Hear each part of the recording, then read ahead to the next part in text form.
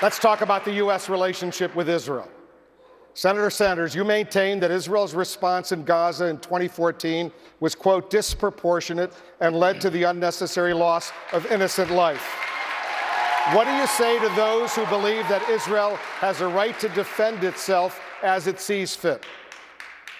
Well, as somebody who spent many months of my life when I was a kid in Israel, who has family in Israel, of course Israel has a right not only to defend themselves, but to live in peace and security without fear of terrorist attack. That is not a debate. But what you just read, yeah, I do believe that. Israel was subjected to terrorist attacks, has every right in the world to destroy terrorism. But we had in the Gaza area, not a very large area, some 10,000 civilians who were wounded and some 1,500 who were killed. Now, if you're asking me, not just me, but countries all over the world, was that a disproportionate attack? The answer is, I believe it was. And let me say something else. Let me say something else. As somebody who is 100% pro-Israel, in the long run, and this is not going to be easy, God only knows, but in the long run, if we are ever going to bring peace to that region which has seen so much hatred and so much war, we are going to have to treat the Palestinian people with respect and dignity.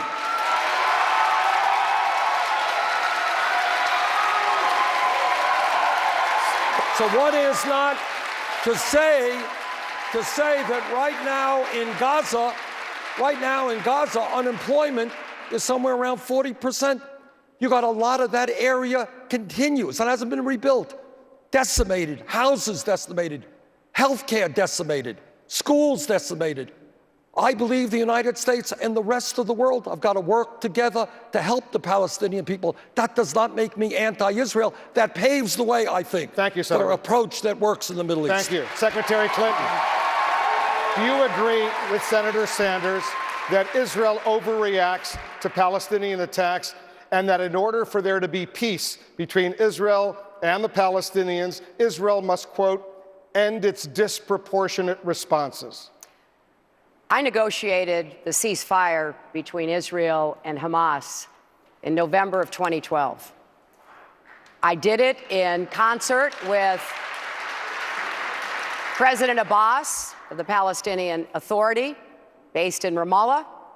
I did it with the then Muslim Brotherhood President, Morsi, based in Cairo, working closely with Prime Minister Netanyahu and the Israeli cabinet. I can tell you right now, because I have been there with Israeli officials going back more than 25 years, that they do not seek this kind of attacks. They do not invite rockets raining down on their towns and villages. They do not believe that there should be a constant incitement by Hamas, aided and abetted by Iran, against Israel.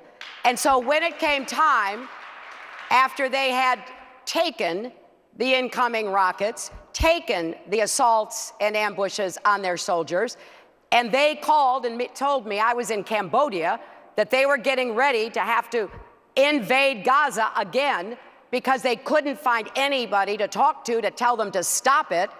I flew all night. I got there. I negotiated that. So I don't know how you run a country when you are under constant threat, terrorist attack, rockets coming at you. You have a right to defend yourself. That does not mean that you don't take appropriate precautions. And I understand that there's always second guessing anytime there is a war. It also does not mean that we should not continue to do everything we can to try to reach a two-state solution, which would give the Palestinians the rights, and just let me finish, the rights and the autonomy that they deserve. And let me say this, if Yasser Arafat had agreed with my husband at Camp David in the late 1990s to the offer that Prime Minister Barak put on the table, we would have had a Palestinian state Senator, for 15 years already. Go ahead, Senator. I don't think that anybody would suggest that Israel invites or welcomes missiles flying into their country. That is not the issue. And you evaded the answer. You evaded the question. The question is not does Israel have a right to respond, not does Israel have a right to go after terrorists and destroy terrorism. That's not the debate. Was their response disproportionate? I believe that it was. You have not answered that. Well, I will certainly be willing to answer it. I think I did answer it by saying that, of course, there have to be precautions taken, but even the most independent analyst will say the way that Hamas places its weapons, the way that it often has its fighters in civilian garb, it is terrible. I'm not saying it's anything other than terrible, but it would be great.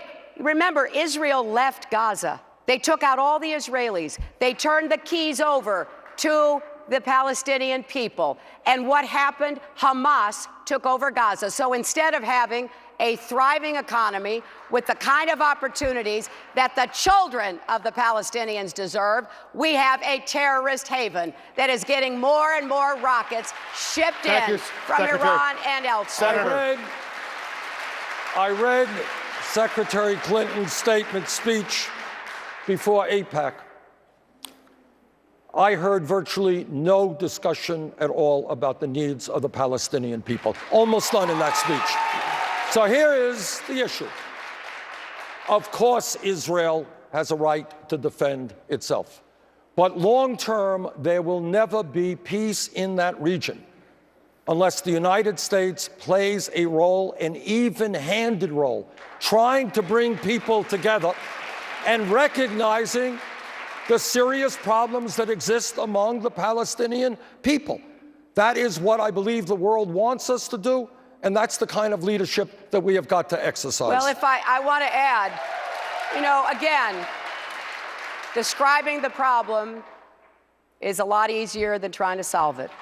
And I have been involved, both as First Lady with my husband's efforts, as a senator supporting the efforts that even the Bush administration was undertaking, and as Secretary of State for President Obama. I'm the person who held the last 3 meetings between the President of the Palestinian Authority and the Prime Minister of Israel. There were only 4 of us in the room: Netanyahu, Abbas, George Mitchell, and me. 3 long meetings.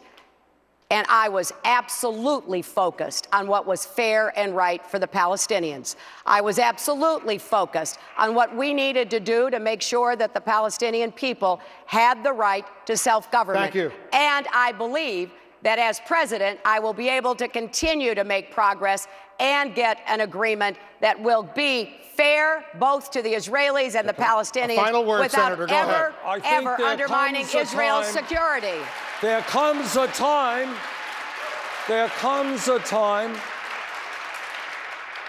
when, if we pursue justice and peace, we are going to have to say that Netanyahu is not right all of the time. Well, Secretary.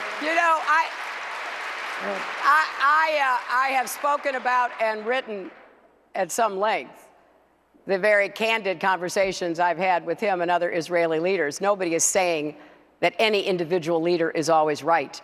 But it is a difficult position if you are, from whatever perspective, trying to seek peace, trying to create the conditions for peace, when there is a terrorist group embedded in Gaza that does not want to see you exist. That is a very Senator, go ahead. difficult challenge. You gave a major speech to AIPAC, which obviously deals with the Middle East crisis, and you barely mentioned the Palestinians. And I think, again, it is a complicated issue, and God knows for decades, presidents, including President Clinton and others, Jimmy Carter and others, have tried to do the right thing. All that I am saying is we cannot continue to be one-sided. There are two sides to the Thank issue. you, Senator. Thank you, Secretary. We have to take another quick break for much more on the